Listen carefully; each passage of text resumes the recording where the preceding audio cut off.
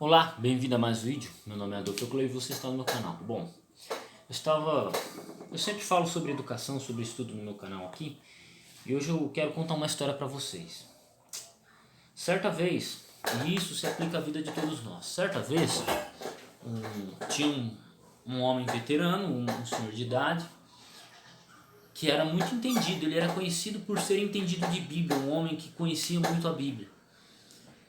E ele estava numa viagem de trem junto com um rapaz mais novo, um aspirante a pregador, um aspirante a pastor, não importa, esse tipo de pessoa.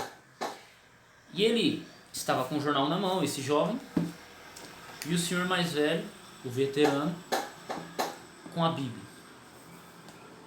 E aí o jovem pergunta para o senhor assim: como é que o senhor fez para ter... Como é que o senhor tem tanto conhecimento de Bíblia? Tanto. Como é que o senhor sabe tanto de Bíblia? Como é que o senhor tem um domínio tão grande de Bíblia?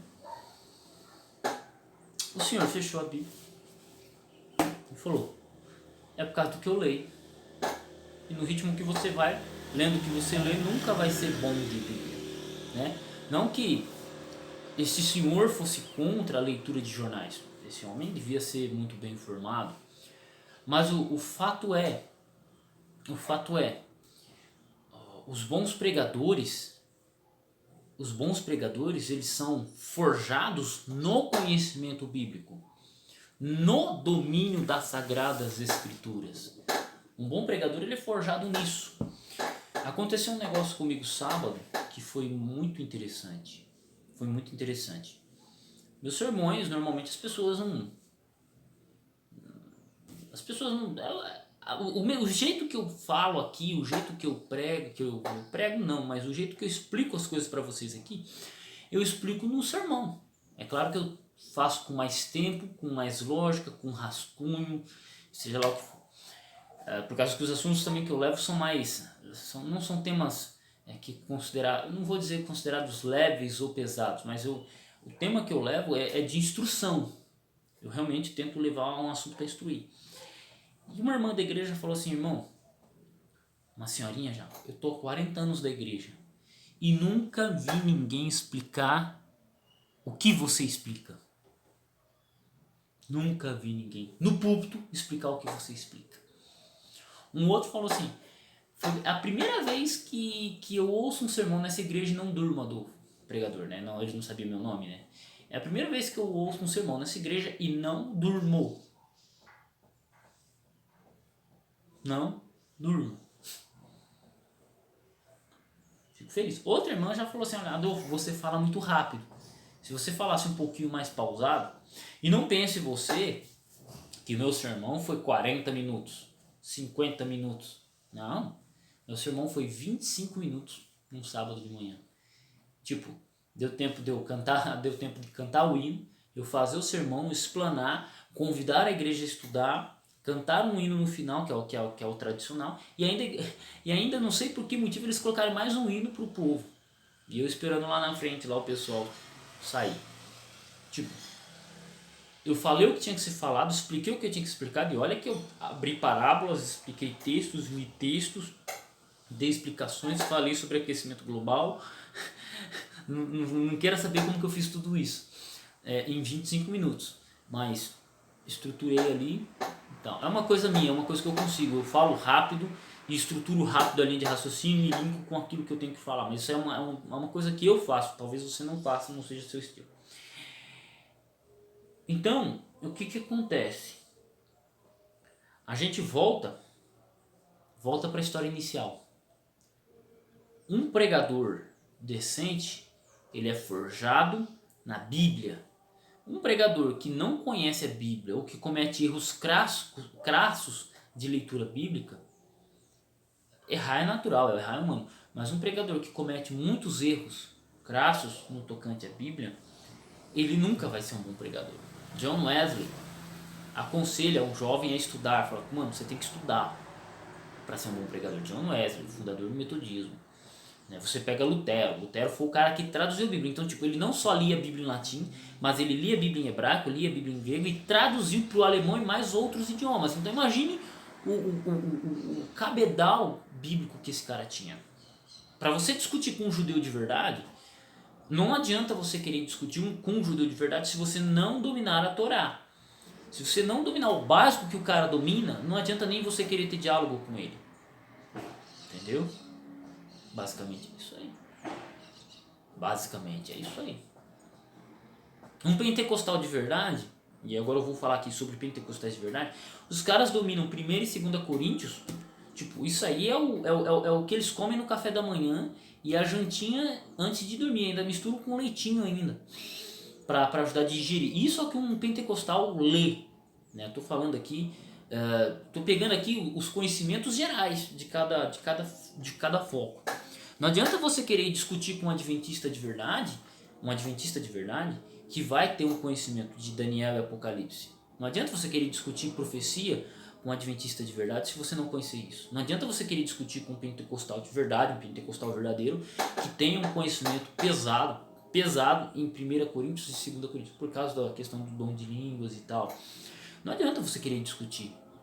Efésios, os caras dominam aí para essencialmente, não vou dizer que eu concorde com toda a visão pentecostal, mas os caras leem o assunto. Eu tô falando não é de pentecostais no geral, tô falando de nego bruto. Tá entendendo? Então, não adianta você querer se meter a besta. Entendeu? Você tem que ter um conhecimento embasado nas escrituras. Um bom pregador é forjado nas escrituras. Tem que ser informado, sim. Você tem que ler jornal, você tem que ler outros livros, tem que ler sobre história, filosofia, sociologia. Eu acho muito importante isso. Ter algum conhecimento de português, o qual eu preciso melhorar, né? Vocês veem pelo meu estilo de gravar vídeos, horas porra e tal. Praticamente é isso aí que eu tenho a dizer. Tenho que melhorar, não estou dizendo que eu sou perfeito, tá? Ninguém é perfeito.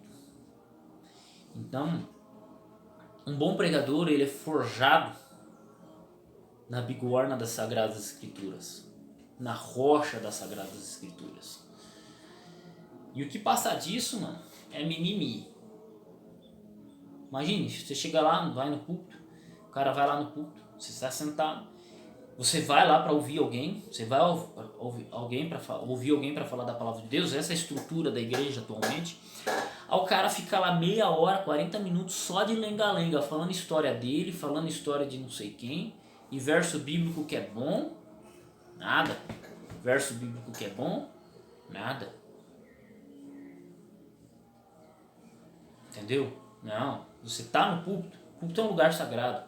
O púlpito é um lugar, é um momento, é um local, é um momento em que você está edificando a igreja de maneira geral. Aquilo que você fala ali, você está edificando o seu público, a sua igreja.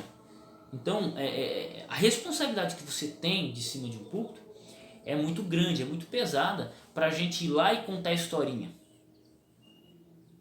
Ir lá e contar a história da sua vida. Eu já falei aqui, falei, olha, se eu quiser saber a vida do pregador, se eu quiser saber sobre o pregador, eu vou no Facebook dele, eu pego o WhatsApp dele, eu faço isso. Agora, eu vou para a igreja para ouvir a palavra de Deus. Para ouvir a palavra de Deus. Para ouvir uma explanação sobre um assunto que eu não estudo, talvez, que eu não tenha me atentado. Pô, faz quanto tempo que eu não escuto sermões sobre Ageu? Sofônias? Não. Faz um bom tempo que eu não escuto sermões sobre esse assunto. Olha que edificante seria ver um pregador ir lá e fazer um sermão sobre Ageu. Tá entendendo? Faz quanto tempo na sua igreja que você não ouve um sermão sobre profecia? Talvez não seria a hora de você, que é líder da sua igreja, convidar o núcleo de pregadores da sua igreja e estabelecer um estudo profético aprofundado, porque isso é necessário dentro da igreja. Talvez seja necessário você estruturar alguns sermões, domingos especiais, sábados especiais, quarta-feiras especiais, no tocante a determinados temas bíblicos. Torá, profecia, salvação, usos e costumes, história da igreja. Você pode falar. E eu estou falando aqui, não história da igreja de maneira geral, mas história eclesiástica, a estruturação da sua igreja, seja ela pentecostal, adventista, batista, presbiteriana. Cultos, sermões específicos sobre esses assuntos. Porque todos eles ajudam a construção da psique, da mentalidade geral da sua sociedade, da sua igreja. E você está lá para isso. Você que é pastor, você que é pregador, você não está lá para ser reconhecido, você não está lá para ser alguém adorado ou idolatrado. Você está lá para edificar a sua igreja. E saiba, na minha opinião, você vai ser cobrado por isso. E aí eu retorno e finalizo com a história inicial. O velho veterano olha para o jovem e fala: no ritmo que você vai, você nunca vai ser um bom pregador. Estude a Bíblia, leia a Bíblia, compreenda, faça dela o seu estudo diário. Talvez você pode ficar um dia sem ler o jornal, mas nunca fique sem ler a Bíblia. Talvez num momento ou outro você possa falar de algum assunto geral no sermão.